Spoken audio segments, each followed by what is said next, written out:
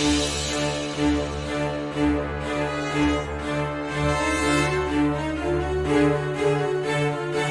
everyone, welcome back to my channel. Yes, I'm in my kitchen, but please forgive the mess. Never it was not a mess, but you know.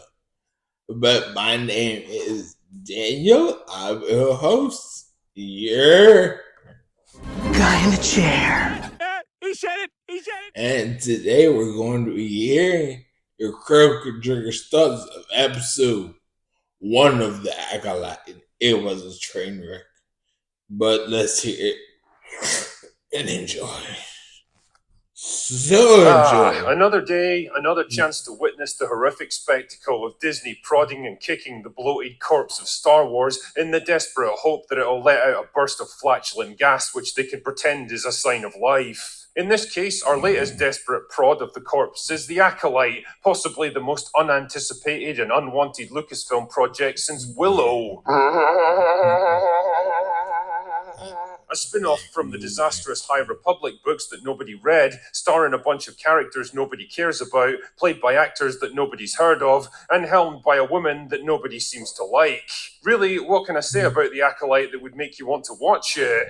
This is, I would say, arguably the gayest Star Wars by a considerable margin. Anyway, now that I've seen the first 2 episodes, I'm at least in some position to assess the show's merits. And believe me, this shouldn't take long. The first episode opens with strong female antagonist challenging strong female Jedi to a fight in a bar. Attack me with all your strength. And I must admit, it was nice to see Carrie-Anne Moss back in action, and never mind. You know, it's interesting that characters can survive lightsaber injuries like this, but a small throwing knife to the chest is enough to take them down and end their lives. Bullshit! Shows how much I know about human anatomy, I guess. Yes, Flash over to the other side of the dumb. galaxy, and we're introduced to strong female character number 1. Strong female character number 1 is a plucky young woman with a knack for technology who's also strong with the Force. Where have I seen this before? Anyway, she works as a mechanic, mechanic.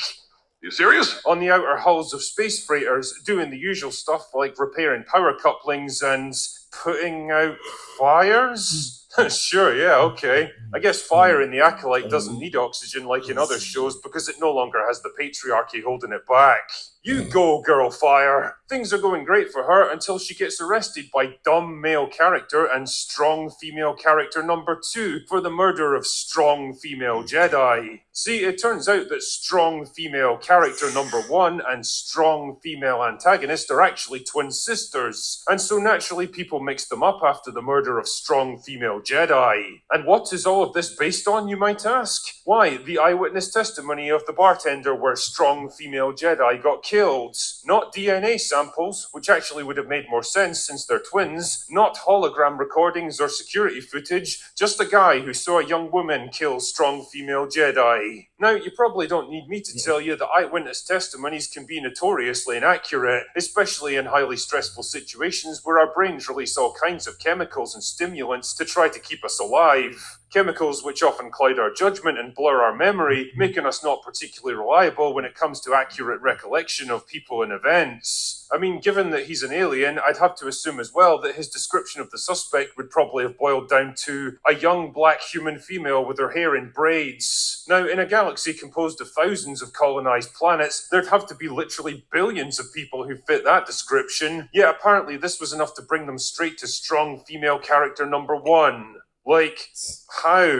Also, you might assume that being on the other side of the galaxy at the time of the murder, with multiple witnesses to prove you were there and no means of traveling to and from the site of the killing, would be a pretty strong alibi, but not according to dumb male character at least. Oh yeah, and in case you were wondering what his role in the story is, it's to be consistently wrong about everything to make the various strong female characters look better by comparison. Anyway, they decide to ship strong female character number 1 back to Coruscant to answer for her crimes. Now, you might think it would make sense to just take her back on their own ship, because why wouldn't you do that, right? You're there with her already, and there's 2 of you, so you could keep an eye on her and make sure that she doesn't try to escape. Because if she really is responsible for killing a Jedi, despite all the evidence pointing against it, then clearly she's smart, resourceful, and powerful. You don't want to take any chances with this one, lads. Or you could put her on regular old prison transport with minimal security and just assume that everything's going to work out fine.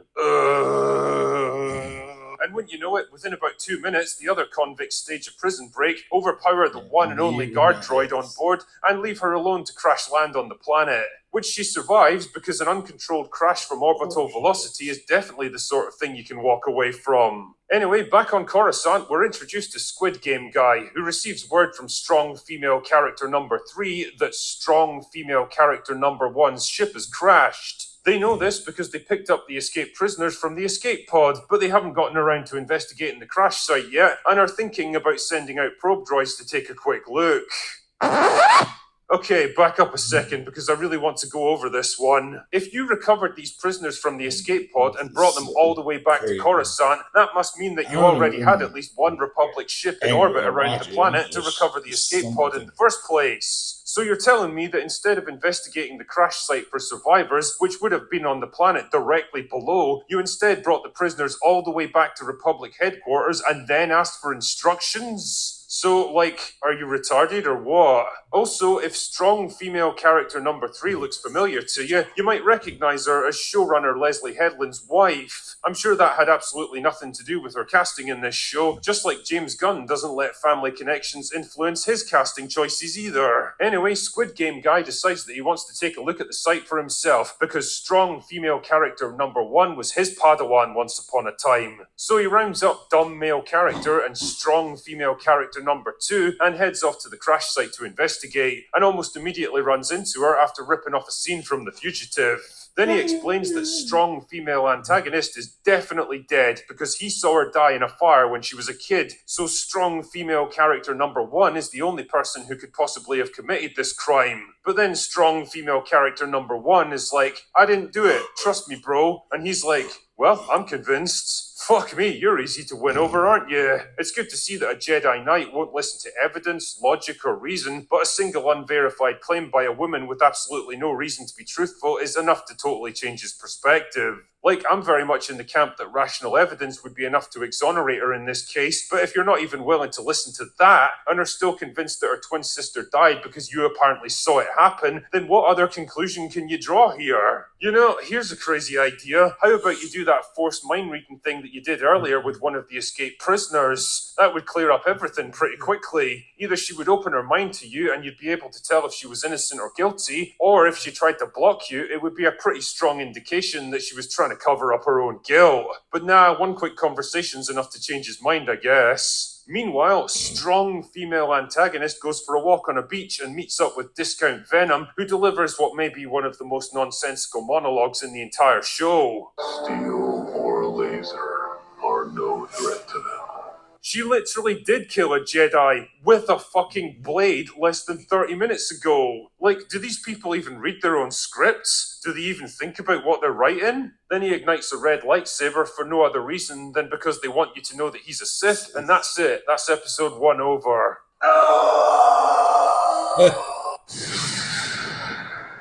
What a completely retarded mess this show is. It's built around literally the simplest by-the-numbers murder mystery plot, complete with twin sister femme fatale tropes and everything, and somehow still finds a way to fuck it up.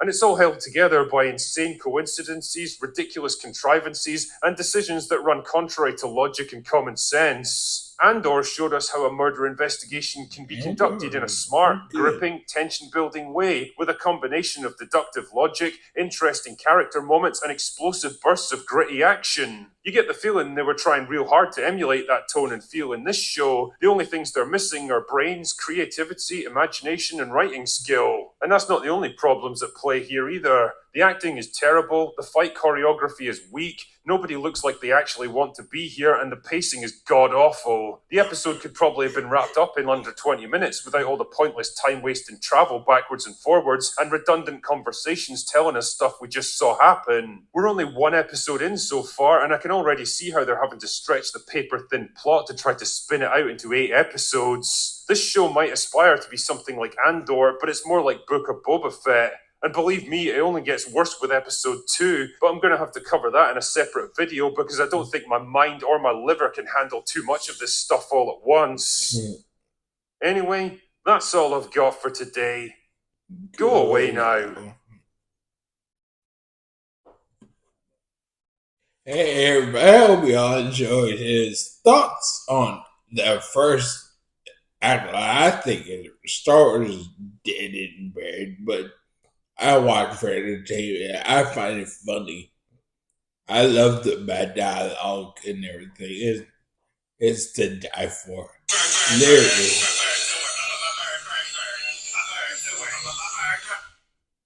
Sorry about that. But still, the clunky dialogue attack me with all your strength. What the hell? It's just certain things and stuff on it. But again, this is usually where I say like, comment, and share. But not this time. But I will catch you in tomorrow's episode 2 rant. So I'll see you then. So long. And I'll see you in another video. Bye.